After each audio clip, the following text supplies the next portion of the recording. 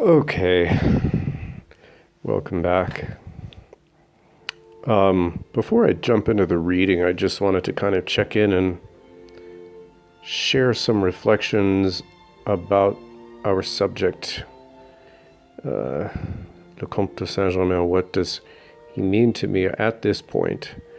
I suppose there's a lot today I'm feeling around personal responsibility and self-development and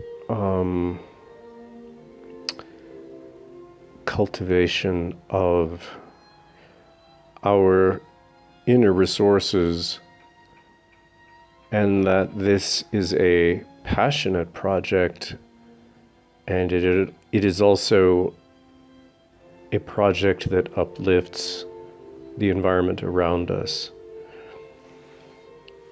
That's what I'm getting from him. And when I think about freedom now, I think it's deeply connected to freeing oneself from restrictions that we may perceive, or that we, through certain inner promptings, feel that we need to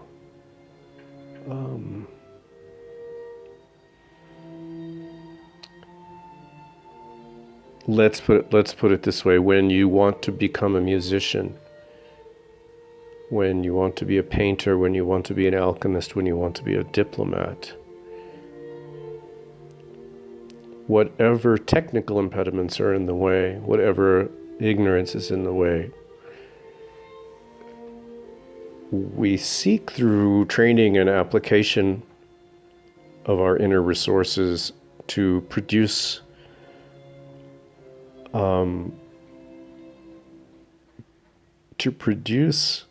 works, call them works, sacrifices, objects of beauty, art, things that yield results and rewards for others.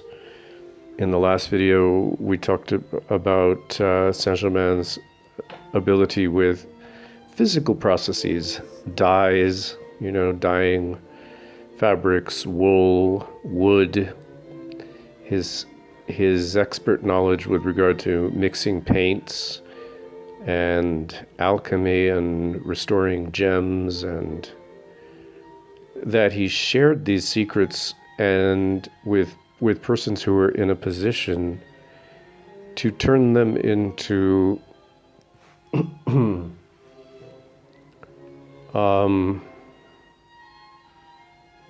ventures or projects that would benefit a lot of other people. And this, to me, says a lot about freedom, the real meaning of freedom. And that's just where I am today. Creating works of value, the passionate project that we are undergoing every day, of clearing away ignorance in whatever form it takes, or impediments, or technical hurdles, or vibrational hurdles, or things that can be addressed with a little exercise or a little research, or simply checking in on people who we might care about, but we don't know how they are, how they're doing.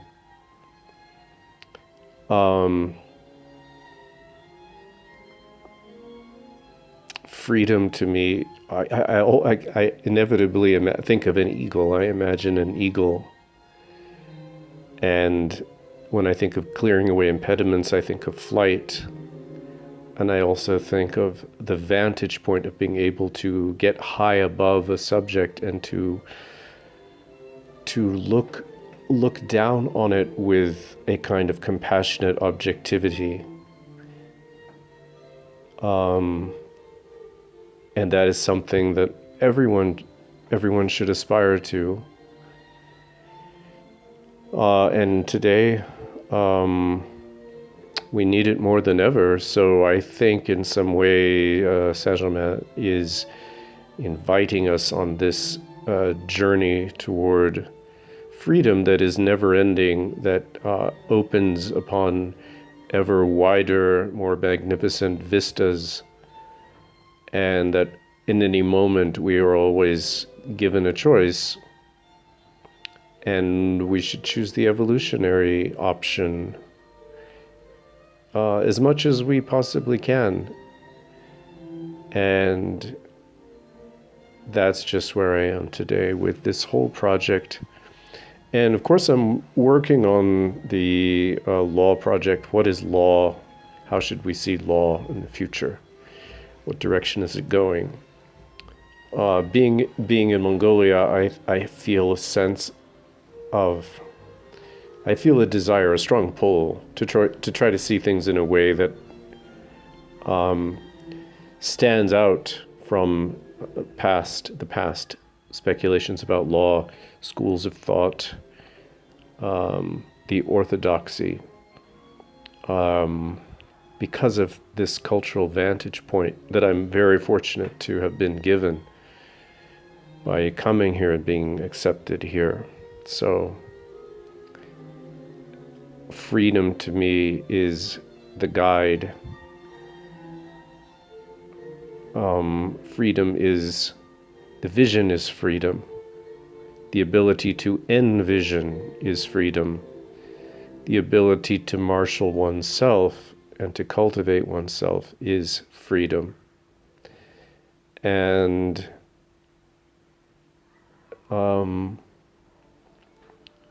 the desire to produce value for others is also very high level of freedom. So let's get on with our reading. I'm just struck now by the thing that makes me wonder about Saint-Germain's abnormal longevity could be just looking at all of these gifts that he had. That I played the violin for 10 years. I know what it takes. And I've been involved in the art world and a number of these other things. And to me, my God, you would have to be very, very old to have developed these talents to such a high degree. So, direct evidence? No, but makes me wonder, makes me very curious about this aspect of Saint-Germain being his remarkable longevity. But let's go on and look for clues. Back to our text. Marquis Saint-Germain, der Wundermann, the Comte de St. The Secret of Kings by Isabel Cooper-Oakley. And the secret of kings, I'm beginning to wonder, what is the secret of kings? We think of kings, we think of a sovereign. We think of sovereignty. What is the secret? It all seems so blatant, kingship and being a sovereign. But what's there? I believe there's a secret behind it that goes largely unnoticed. And I think it has to do with the secret of freedom. Being of value. Liberating oneself and creating an atmosphere around one where others feel liberated from what? From any form of enslavement. It could be a negative habit. It could be negative influences. It could be just ignorance. It could be a physical illness. It could be any number of things that we all have little pieces of the answer, and the answer to any form of enslavement is always freedom. And an enlightened monarch will always be seeking the liberation of course, liberation from his own limitations, but also seeking liberation for his kingdom, for his subjects, because freedom brings productivity, it brings happiness, it brings concord, brings beauty, and it brings trust. So maybe that's the secret of kings.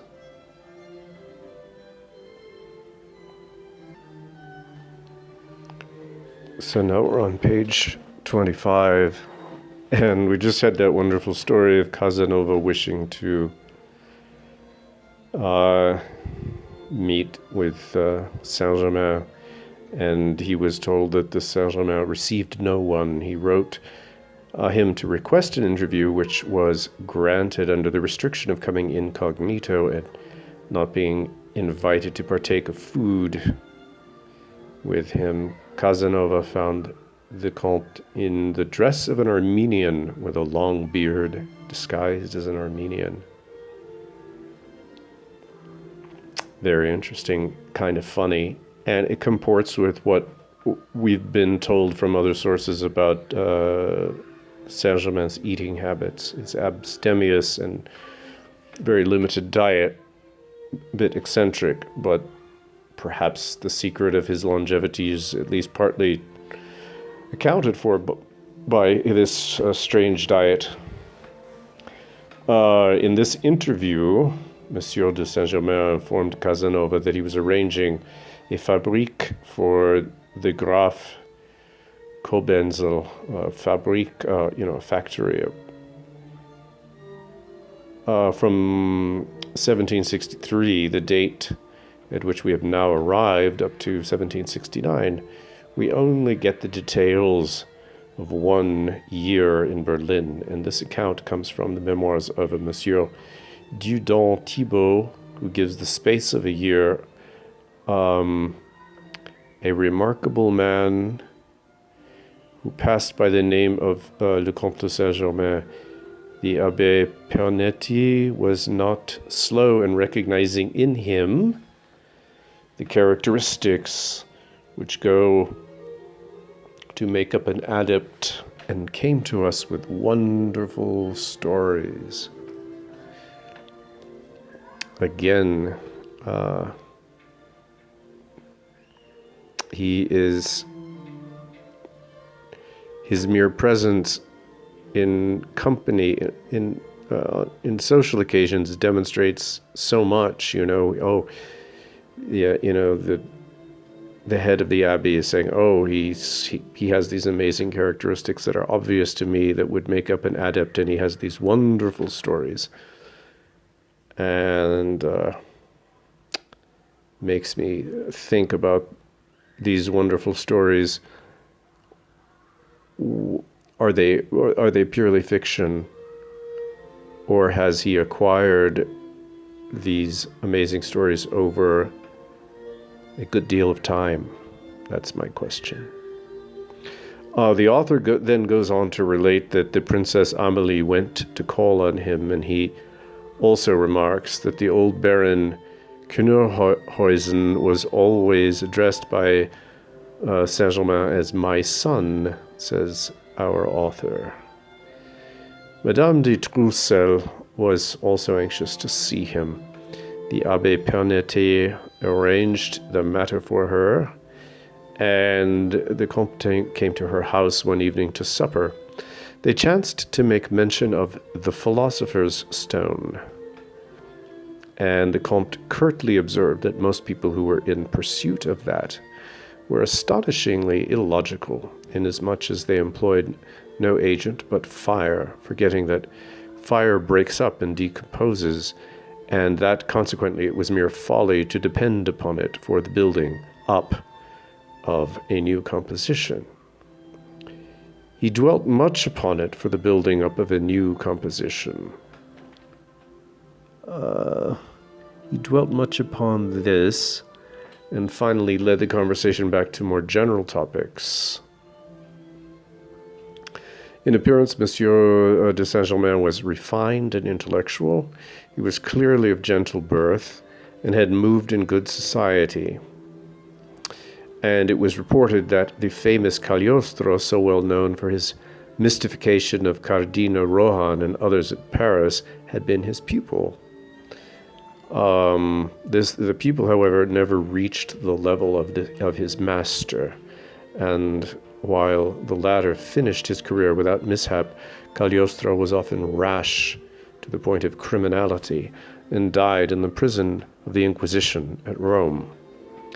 In the history of Monsieur de Saint-Germain, we have the history of a wise and prudent man who never willfully offended against the code of honor or did aught that might offend our sense of probity. Marvels we have without end, never anything mean or scandalous.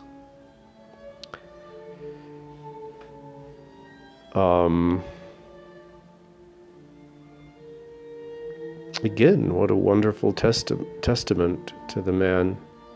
And there are others later on in this book. And we shouldn't discount those. We shouldn't just go looking for the supernatural. I'm even more impressed by these accounts that portray him as an exceptional human being, demonstrating qualities that are within the reach of all of us. Even the part of being evidencing a character that seems to suggest a noble or gentle birth, that's something that all of us have innately. Maybe that's the secret of kings.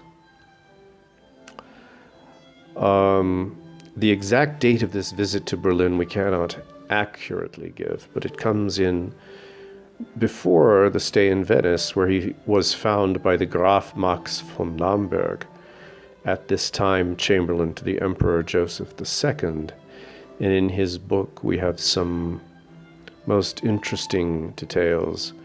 The Graf finds Monsieur de Saint-Germain under the name of Marquis d'Aymar, or Belmar, making a variety of experiments with flax, which he was bleaching to look like Italian silk.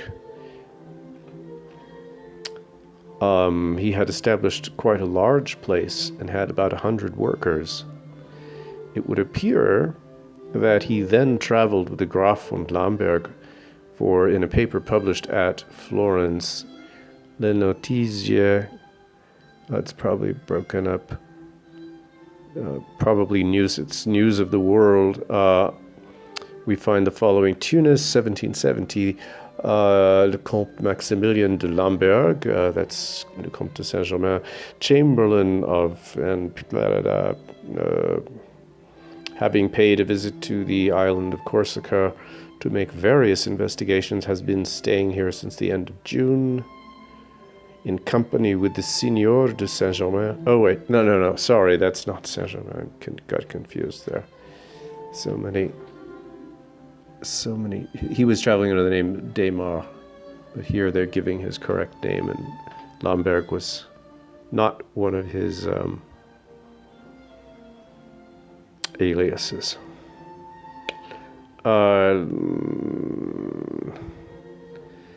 Staying here since the end of June in company with the Signor de Saint-Germain, celebrated in Europe for the vastness of his political and philosophical knowledge. So there's another aspect. He was celebrated in Europe for the vastness of his political and philosophical knowledge. How you could acquire so much knowledge and talent in the space of 45, 50 years is, I think, beyond ordinary understanding. Let's put it that way. No further details are given of this journey, but we hear from Monsieur de Saint-Germain being in Mantua in the year 1773. One important point which belongs to the year 1770 has been omitted. Monsieur de Saint-Germain was at Leghorn when the Russian fleet was there. He wore a Russian uniform and was called Graf Saltykov by the Graf Alexis Orloff. It was, moreover, in this year that he returned to Paris on the disgrace of the Prime Minister, his enemy, le Duc de Choiseul. So his his enemy was disgraced, so he felt free to return. All his abilities, especially his extraordinary kindness, says here von Süppestein, yes, even magnanimity, which formed his essential characteristics, had made him so respected and so beloved that when, in 1770, after the fall of the Duc de Choiseul, his archenemy, he again appeared in Paris, it was only with the greatest expressions of sorrow that the Parisians allowed him to depart. Monsieur de Saint-Germain came to The Hague after the death of Louis XV, May 10th, 1774, and left for Schwalbach in 1774. This was the last time he visited Holland. It cannot be ascertained with accuracy how often he was there. It is stated in a German biography that he was in Holland in 1710, 1735, 1742, 1748, 60, and 73.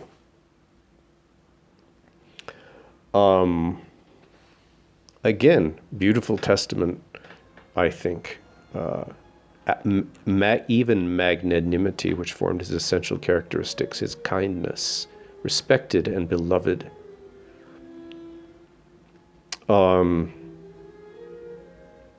Instead of chasing after evidence of the supernatural, I think it's very good idea to pause and reflect on these characteristics as being guides of perhaps even greater importance. This last date, 1773, brings us to the period that we have already noticed. The stay at Triesdorf and at Schwalbach, where many alchemical and other experiments were carried on by the Margraf and the Comte.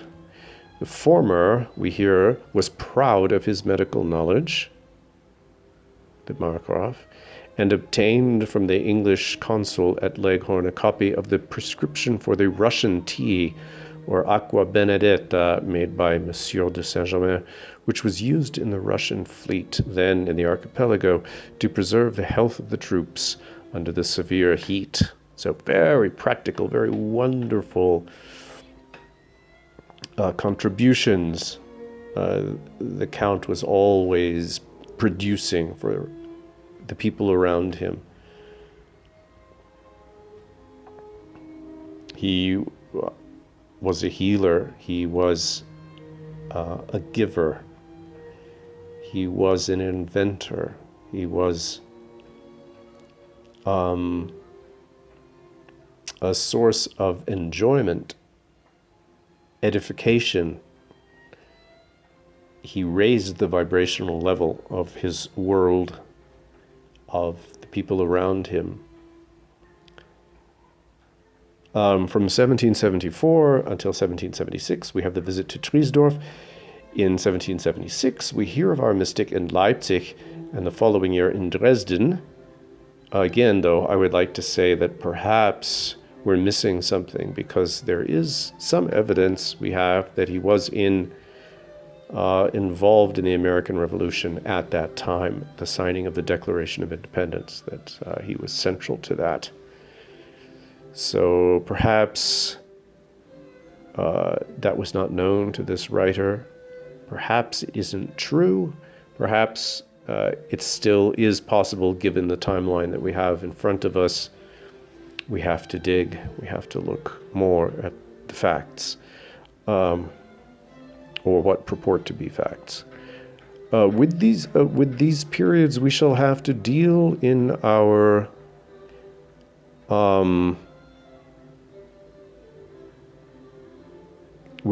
in our next paper. What is this here? There's a footnote here, footnote 27. Some interesting matter concerning the Comte de Saint-Germain is printed in a mostly interesting book lately published, Casanova et son temps, his memoirs, I suppose, about him, by E. Mainial. One entirely new and most interesting fact is given by him. A correspondence has been found at Prague between the Comte de Lamberg and Monsieur de Saint-Germain, and is now in the hands of a well-known Austrian writer who is putting it in order. No doubt, before long, Monsieur Gurgitz will publish these documents. I would very much like to find those. About 1779, we hear of Monsieur de Saint-Germain at Hamburg. Thence he goes to Prince Karl of Hesse and stays with him for some time as his beloved and honored guest. They began various experiments together, experiments which were in all cases to be of use to the human race. Again, this is the theme of this video. Be of use to the human race, bringing value, giving value, contributing. And the creation of value could be something tantamount to freedom. Writing of the knowledge and alluding to the early education of Monsieur de Saint-Germain by the Duke de Medici, the prince says, this is interesting. This house of Medici, as is well known, was in possession of the highest knowledge, and it is not surprising that he should have drawn his earlier knowledge from them. But he claimed to have learned that nature by his own application and researches.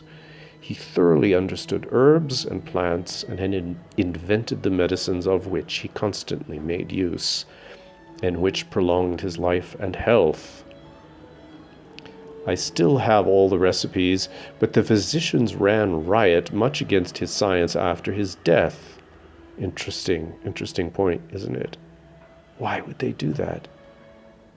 There was a physician,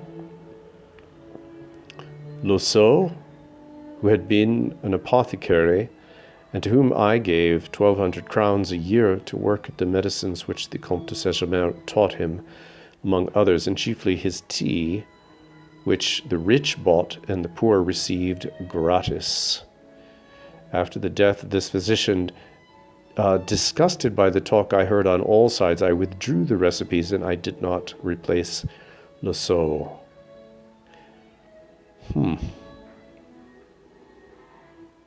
To me, this reads like some of the more current accounts we have of healers, visionary healers, fully qualified, whose astonishing results were suppressed, ridiculed, put down, waged war upon by a hopelessly backward or compromised establishment. Perhaps this is what's alluded to here. Looking back at the record of all the powers and abilities possessed by this great man, one point comes out clearly. Either he was following some definite plan, a plan not known to the general world, or he wandered from place to place without aim, without family, without human ties. A sorrowful life, truly, for so gifted a mortal, if this were so. But since he appeared always contented, though knowing more than those with whom he came in contact, always giving and never in need, ever helping but never claiming aid, surely with such evidence it becomes obvious to even the critical skeptic that some power, some plan must have guided the footsteps and life of the Comte de Saint-Germain. Indeed, one of the writers before quoted says, sometimes he fell into a trance, and when again recovered, he said that he had passed the time while he lay unconscious in far-off lands. Sometimes he disappeared for a considerable time, then suddenly reappeared, and let it be understood that he had been in another world in communication with the dead. Moreover, he prided himself on being able to tame bees and to make snakes listen to music. The author seems unaware that the ordinary yogic yogis of India have this power over snakes, and doubtless Monsieur de Saint-Germain learned his knowledge in India. The power also of communicating with the dead has had more light thrown on it in this 19th century, thanks to those who follow in the footsteps of Monsieur de Saint-Germain and who are aiding in the same great work. Nevertheless, although the above-quoted writer is skeptical on these points, he awards a tribute of honest merit to our philosopher worth noticing when writing, quote, "However this may be, Saint-Germain was in many respects a remarkable man, and wherever he was personally known, he left a favorable impression behind, and the remembrance of many good and sometimes of many noble deeds. Many a poor father of a family, many a charitable institution was helped by him in secret. Not one bad nor one dishonorable action was ever known of him, and so he inspired sympathy everywhere, and not least in Holland." Unquote. Again, beautiful. A beautiful couple of pages, I think.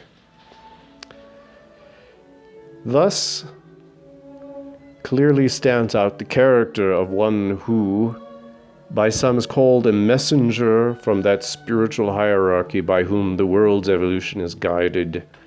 Such is the moral worth of the man whom the shallow critics of the earth call adventurer. Indeed. Indeed. And I think, let's see, how are we on time? I think I'll let it go there. A half an hour is good. And just because I think the theme of this particular video is so well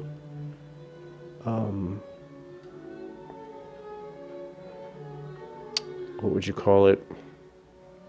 Contained by the passages we read and then the theme of freedom, that I think we'll just let it go there and pick up next time. So thank you all. Be well.